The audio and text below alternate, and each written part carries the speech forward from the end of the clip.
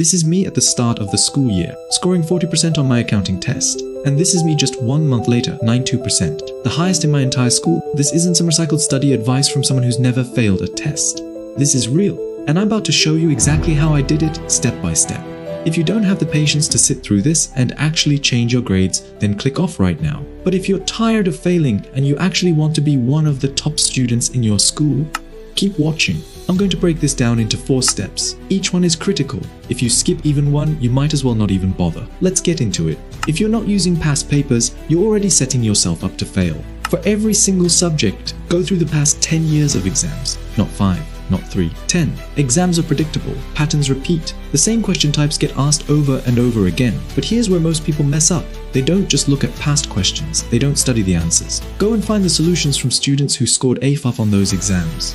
Study how they structured their responses. Why did they word their answer that way? Why did they format it like this? The more you analyze, the more you'll start to think like a top student. And when the real exam comes, you'll already know what to expect.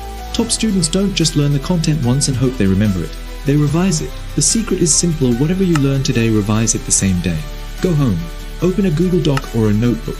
Write down the most important things you learn, especially the parts your teacher repeated or emphasized. This isn't just about taking notes. This is active recall. The more you retrieve information from memory, the stronger it gets. If you're the type of student who forgets everything before the test, it's not because you're dumb. It's because you're not reviewing your material properly. Fix this and your memory will skyrocket. Now, this is something almost no teacher or YouTube video will ever tell you. You actually need less study time. Sounds stupid. Listen closely. The more time you have to study, the more you waste it. That's why students who do nothing but study often perform worse than those who have jobs, play sports, or run a side hustle. Why? Because when you have less time, you value it more. You don't scroll your phone every 10 minutes.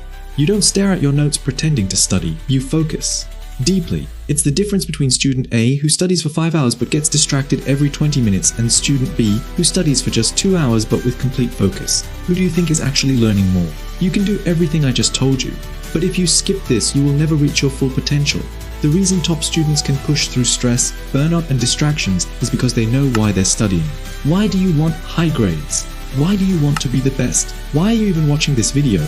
The book Essentialism explains this perfectly. If you don't have a strong why, you will never be able to study at your peak. For me, it was my parents. They work harder than anyone I know, but they barely make enough money to survive. That's why I worked my ass off. That's why I kept pushing. So I ask you, what's your reason? If you can answer that question and remind yourself of it every single day, studying won't feel like a chore.